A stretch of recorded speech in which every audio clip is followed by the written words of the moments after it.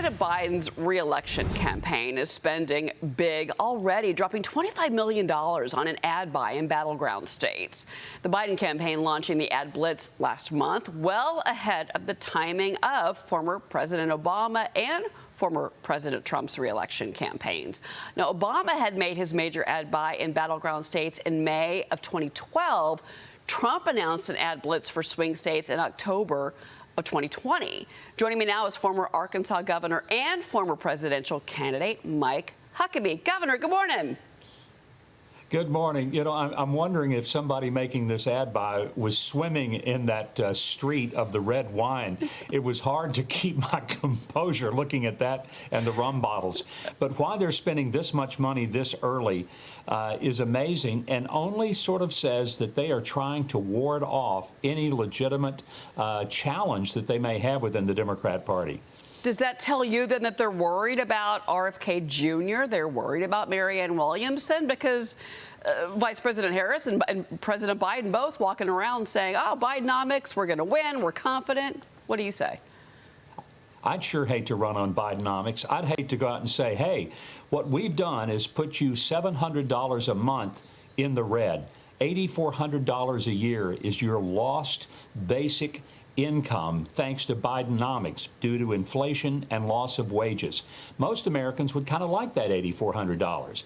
And when they look at Bidenomics and they see what's happened, the cost of gasoline, groceries, rent, everything else in their lives, I don't know how they can say, boy, we'd sure love another 4 years of that. It's like when I was in junior high and the coach would say, in those days, you know, you would get a lick with a paddle. And every time you got one, you had to say to the coach, thanks, coach. Can I have another one?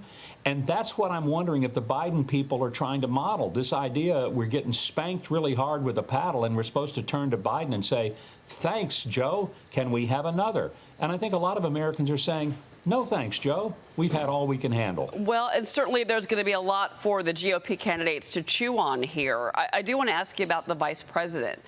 So Kamala Harris appears stunned when she is asked about a possible Trump reelection. Watch her reaction here. Are you taking the threat of a second Trump presidency seriously enough? I don't understand the question. When you look at current polling, the front runner for a Republican nomination is the former president, the 45th president. We will win re-election. We will win re-election. There is too much at stake, and the American people know it. Does she seem confident to you in her answer, Governor?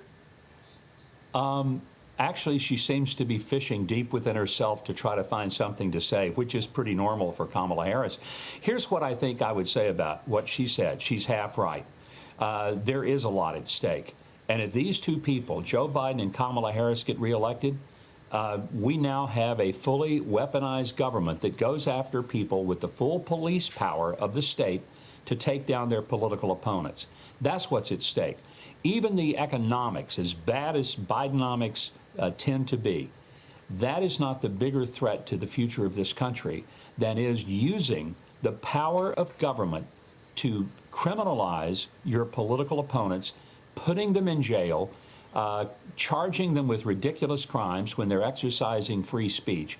That ought to alarm every American. So, yes, there's a lot at stake. Well, they're running on Bidenomics, which you're saying is a mistake. But at the same time, you know, we're going to be getting new inflation data tomorrow. And every time that we get the CPI report, President Biden usually comes out and he touts his big win with the economy. He touts that he's winning the battle against inflation. These numbers may actually be going up tomorrow, to be clear here. We'll find out at 8:30 a.m. Eastern time. But that seems to be the biggest weakness, if you look at the polling, is the economic record of this president, making him vulnerable.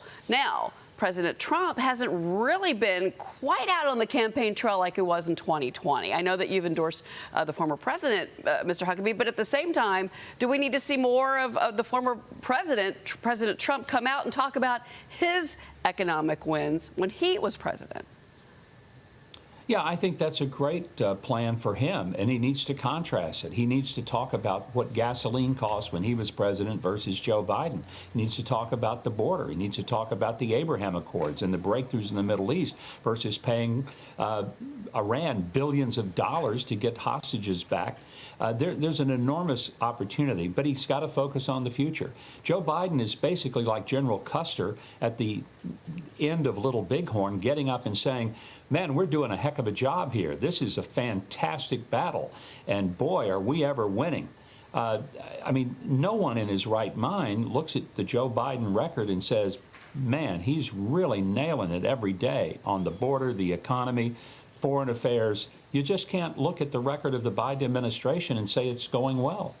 Well, we do have another debate coming up for the presidential candidates.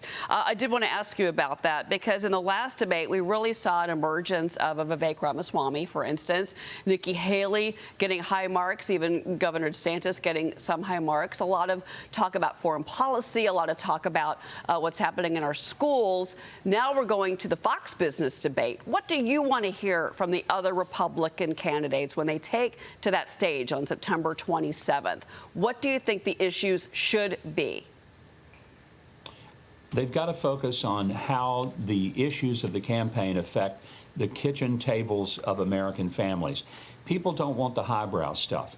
They want the practical. What are you going to do to make fuel, whether it's the gas in your car, the electricity, or the heating oil in your home? What are you going to do to make it more affordable?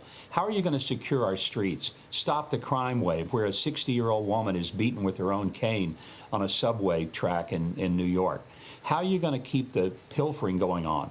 People want practical, solid solutions, and they want to know that somebody is going to govern the country with a sense of equity and fairness and not play politics with the levers of government, which is disgusting and unconstitutional. Well, you mentioned the border. The House is back today, the House of Representatives. There's a lot of fights going on when it comes to a continuing resolution. Kevin McCarthy saying also that he is likely going to take this next step. That's the impeachment inquiry against President Biden. As lawmakers return, we now have Congress in full session, the Senate and the House. Those kitchen table issues is one thing, but what about these moves against President Biden? What do you want to see from Congress? What, in your mind, should be their priority as they come back to work today? They need to continue the methodical and ongoing investigation of these phony companies that the Biden family created, the foreign money they got. But the inquiry is one thing. They should definitely conduct it. But what they need to be careful about is going ahead with a full-blown impeachment vote, because once they do that, it goes to the Senate and it dies in less than 5 minutes. Now you've empowered Biden. He gets to tell everybody that he's been acquitted and exonerated. We've seen 2 impeachments in the last 35 years, Clinton and Trump.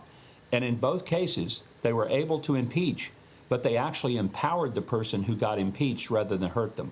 So I would hope Republicans don't get all hot-headed and go out there and impeach the president until they have a consensus, not only in the House, but also in the Senate, where you have some Democrat senators who say Joe Biden can't continue to be president because he's corrupt and crooked. Very interesting take from you, Governor, and that's why we always love having you on the program. Governor Mike Huckabee, it's great to see you, sir.